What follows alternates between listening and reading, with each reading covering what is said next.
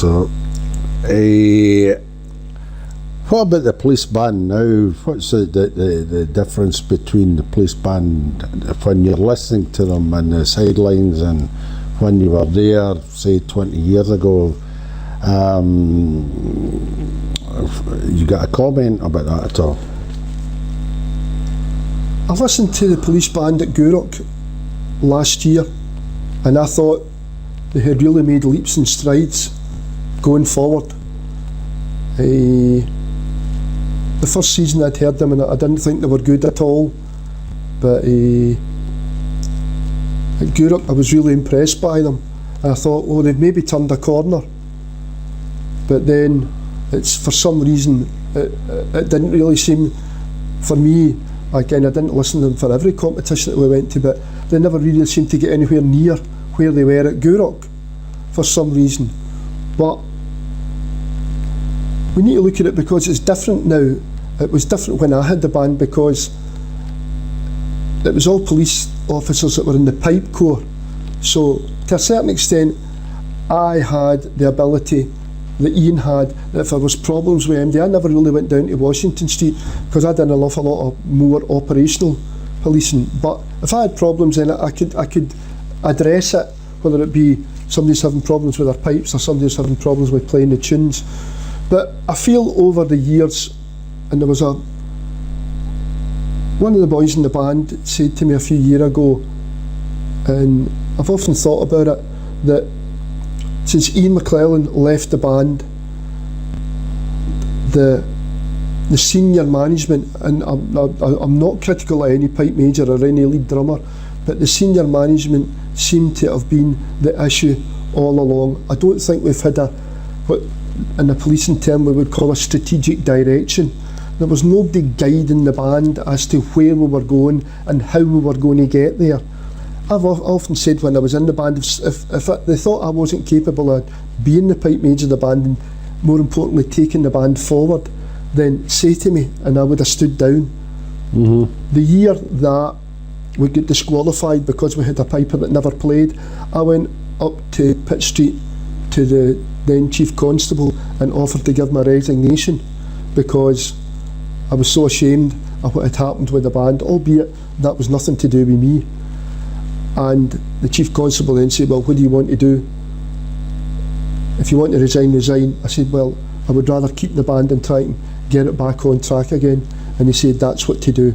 But I just feel that there's nobody took direction. And like I said, there was a well-respected member of the band said to me, since Ian McClellan left, it just seemed to be every senior officer that came to the band and was in charge of it, when they left, they took a bit of the band away with them. And again, I hasten to add, that's not criticising any pipe major, any lead drummer or any player in the band, even the players that are there at the moment. But I think when you get on that downward spiral, it's hard to turn it around. Yeah. And I think Edinburgh Police found that.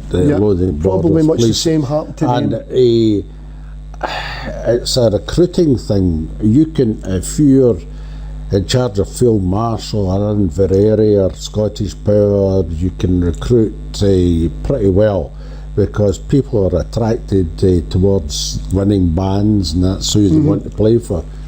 But if you're middle of the road and getting towards the bottom of the first grade, increasingly you've got a problem of recruiting talent into your outfit. Yeah. And it's the same with football teams and all the rest of it as well. You know, you've got to have a certain status. And again, I think there are other telltale signs.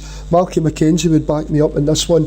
When it gets to the stage that you're on that downward spiral, then they start blaming the equipment. And we had it in the Red Hackle or whatever reincarnation it was, whether it was Brit Oil or Clan Campbell, I can't remember. Again, Malky would back me up in this. You get that people started to blame the equipment, and what happened to us, the drummers were blaming the pipe chanters. So Malky, to his credit, went away and we got different pipe chanters to try them, to try and not appease them, but try and say, well, look there, we've tried this, and it didn't work, and eventually we know what happened. I see the same to a certain extent happening with the police band, because they had chanters that were good chanters, not a problem with Callum chanters, and I'm not here to push the McCallum chanter, but I always found it as good as anything on the market. And then when you can't get the sound out of them, rather than say we're not good enough, it's easy to turn and say the chanter's not good enough. So you go away and get other chanters, and lo and behold, you don't get any better. And then you go and get other chanters, and lo and behold, you're still not getting any better. And I always remember one time years ago I'd went through with Ian McClellan when he was picking reeds at McAllister's, and I can't remember who it was, John or Tom McAllister, that said to me, just a wee remark, he said to me, be careful what you do when you start messing about with your sound. He put it a bit more graphically than that, but he said, be careful what you do when you start messing about with your sound. Aye. And he pointed at me and said, because see, if you lose it, you might never get it back. Aye. And I always remember that, always. And it's a confidence thing as well. Yeah. And if you're not exuding confidence because you're not successful, and you're trying all sorts of different things, you're dropping players, and you're discouraging pipers because you think that's where the bad noise is coming from, the bad blowing, and all of a sudden you're discarding pipers willy-nilly. And it happens with every band. I'm excluding, you know, I've seen it with a lot of bands. I've observed it, where they've started with 25 players and whittled it down to 10 just because they didn't seem to be fitting the bill. The police, under you and your predecessors, had to use the players that you had. Yeah. It was the best use of scarce resources. So if somebody wasn't up to standard, it was your job's pipe major to make them up to standard. You could not just turn around and say you're not playing, because all of a sudden be down to 9 players. If you know, and folk fail to take that into cognizance. It's the same to run any team. I ran murder teams, 47 murders investigated in my career, all ranks. And it's horses for courses, but you got a room full of detectives. That's the ones you've got to work with, boy, and just go on with it, you know. Well, I don't consciously ever remember dropping anyone. You might know better because you were tuning all the drones at the time. But I don't consciously remember ever dropping anyone. Okay, you could get the scenario that you maybe tell somebody to maybe sink their reed a wee bit and they take it out and they take the corner off the chanter reed.